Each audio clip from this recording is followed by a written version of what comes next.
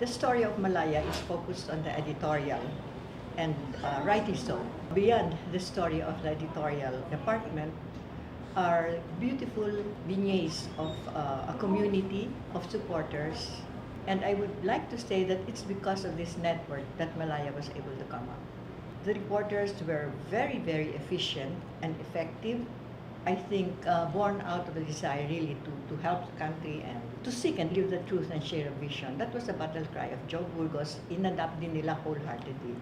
But beyond that, there were other supporters who called in stories, gave stories, including evidence of these stories. And that would be the start of a story.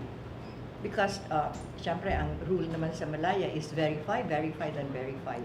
So once these stories are given, nagbe-verify na ngayon yung network of reporters and correspondents.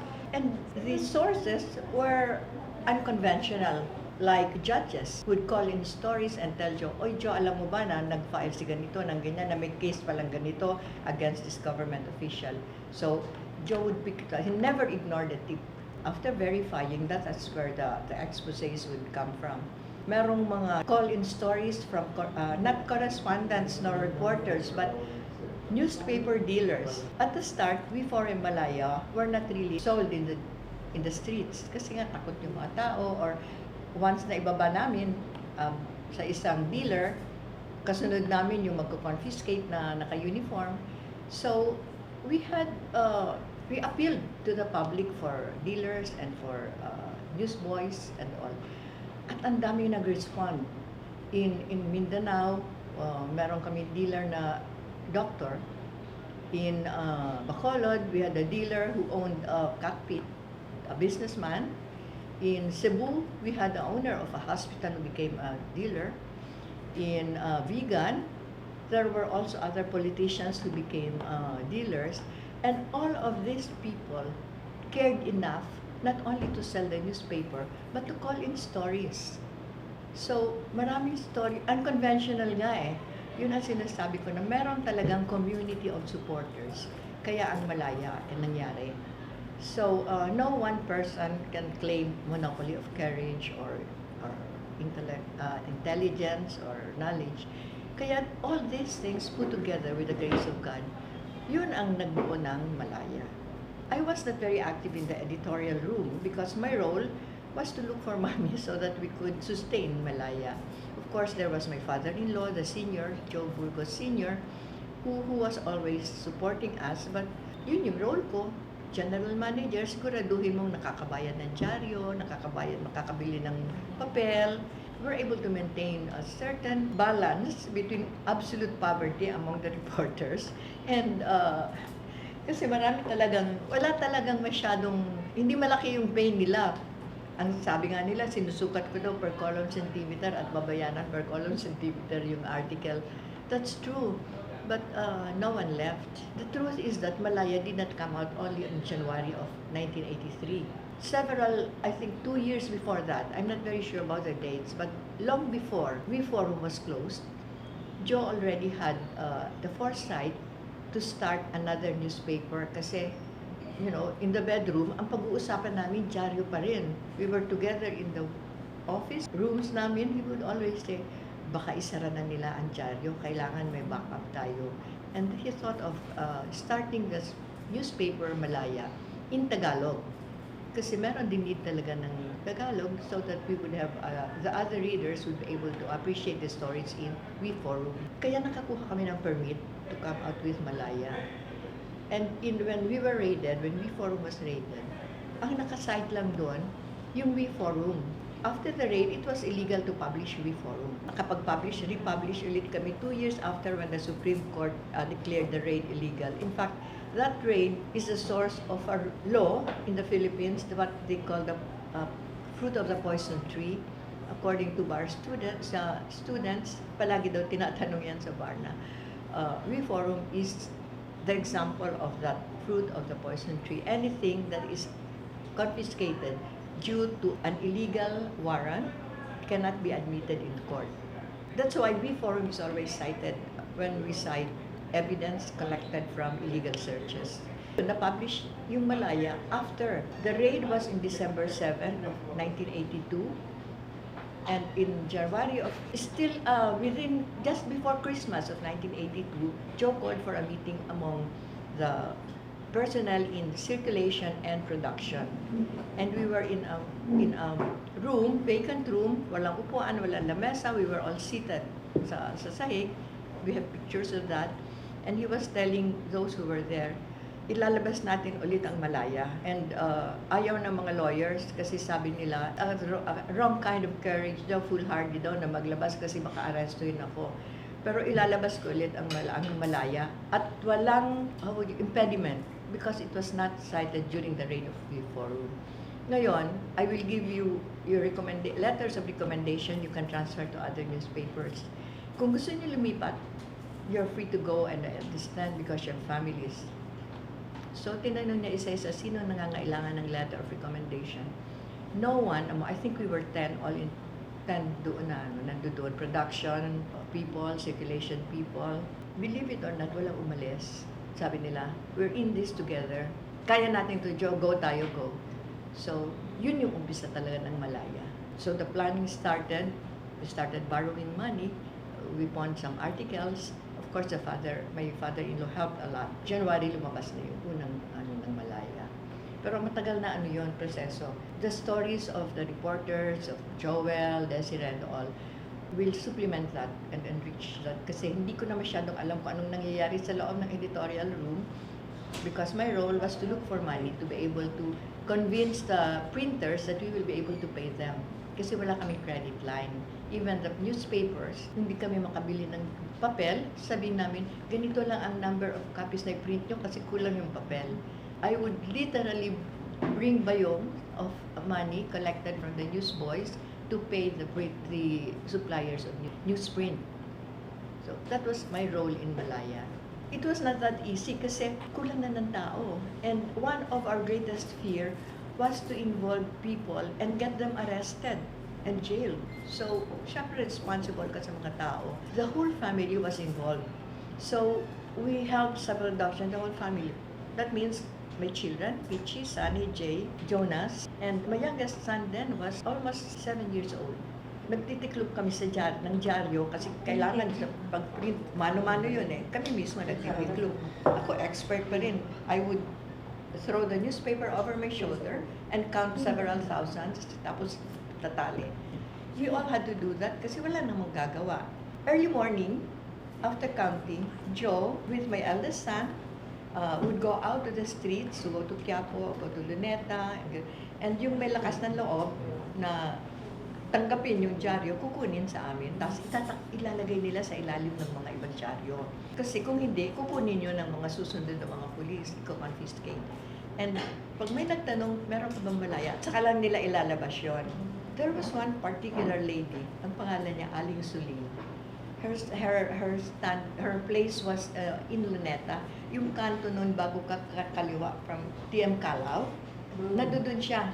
No? And she was an old woman. I think at the time she was already in her 70s. And she was the only one carrying Malaya. At nandyan sa malapit siya sa mga kotse. And she became very popular because she was the only one selling Malaya. And every time we would pass by, siyempre kilala kami kasi kami nga nagdi-deliver. Hindi ako, yung asawa ko ang kilala. She would go, "Sir, mabenta tayo." And hanggang sa na-restore na yung nawala na yung dictatorship, nandun pa rin siya. And she became a friend. And her son, they slept dun sa Luneta, dun sa likod ng... Talaga? Yes, that was where they lived, silang dalawa. Wow. And yung anak niya, napaka-intelligent, na i-refer namin sa San Sebastian. The son was able to study and finish college. And she would always say, "Ma, may trabaho na yung anak ko. Saan ka ngayon natutulog?" Doon pa rin. Sa grandstand, doon siya natutulog noon. Naging friend na namin siya and eventually hindi na namin nakita. Siguro she passed on and hindi namin na-contact na yung anak. Among the newsboys, meron kaming family na natutulog dun sa sidewalk ng when we had the office already in West Avenue. Kasi naghihintay silang, una sila makakakuha sa Santo Domingo naman sila. Kailangan mauna sila kasi kung tanghali na sila, haharangin na sila ng police. And they would bring these newspapers. All the sons became newsboys and they were able to study in college because of the newspaper. At nakapagpagawa sila ng bahay sa tapat ng Santo Domingo. I don't know, maybe the area is like, and very proud sila. They became friends. So, ganito po yung community that really supported Malaya. Naging family namin. Lahat sila, yung news dealers na pinupuntahan ko sa Vigan, sa Cebu, sa Bacolod, sa Davao. In fact, sila nga ang yumama, hindi kami. Yung si Nelia Partosa of Davao, she became dati naman silang talagang family ng politicians. And up to now, we're still in touch. And because of this paper, I think she's very grateful na naging family siya ng Malaya.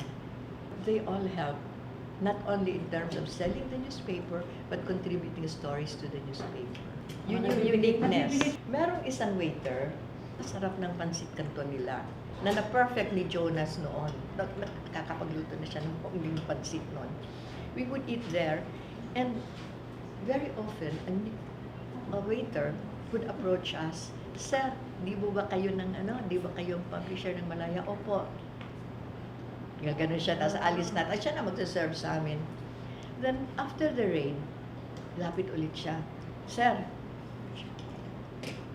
kinuha niya yung wallet niya, "contribution ko po yan para sa bayan, 2 pesos na papel." Waiter lang siya, sabi ko, tip niya, sabi ko, "Wag na ho, okay naman kami, nakakaraos naman." "Hindi, wag niyo pong ikaela sa akin ang pagkakataon tumulong sa bayan." Meron namang group of blind people, Aling Christine, na kaya ko lang siya kinuhang masahista kasi para magkaroon ng trabaho, hindi naman talaga siya masahista. Grupo sila ng 5 and they live in Libis in Project 4. When we learned that they were living in the pig pens, yung anuhan ng mga baboy, pinuntahan namin.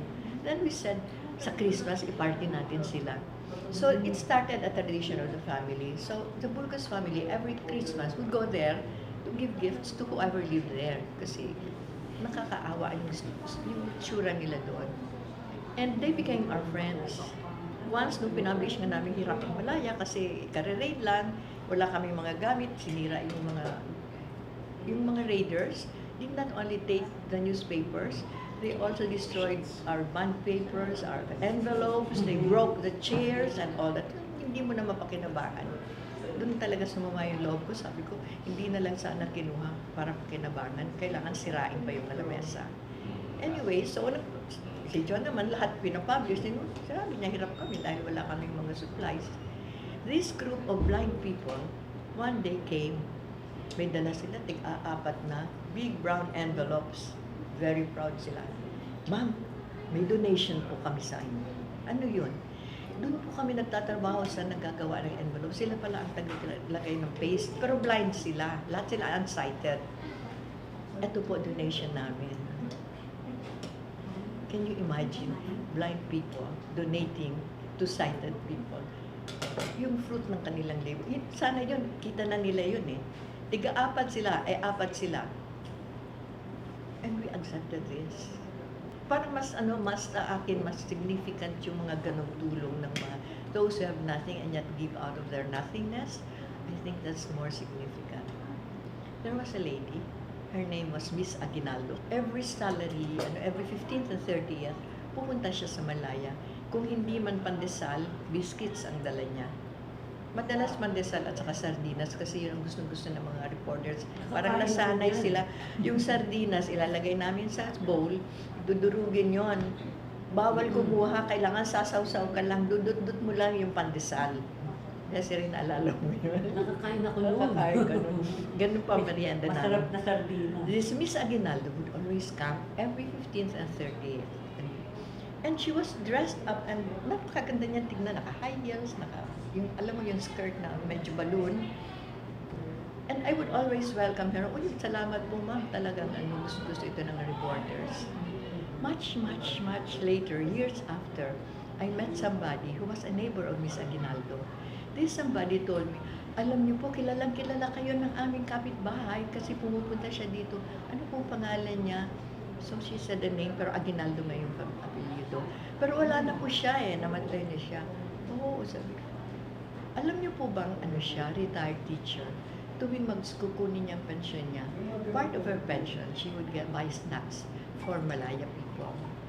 Tapos tinatanong siya ng kapitbahay niya, ba't ka naman nagbibigay yan? May mga sweldo naman yan, at saka maayos naman yan. Ang sabi niya, ito lang ang kaya ko, ito ang ibigay ko. At least may contribution ako. Those stories of the community of supporters of Malaya. They believe in the cause Joe was fighting for. Yung mga unsighted, nung hinuli si Joe, na-imagine yung mga bulag, hawakan lang, isa lang ang guide nilang batang lalaki kasi may bayad pagka kumuha ka ng sighted guide, di ba? So may isang bata. Tapos nandun sila, may hawak ng mga placard in support of the cause for freedom.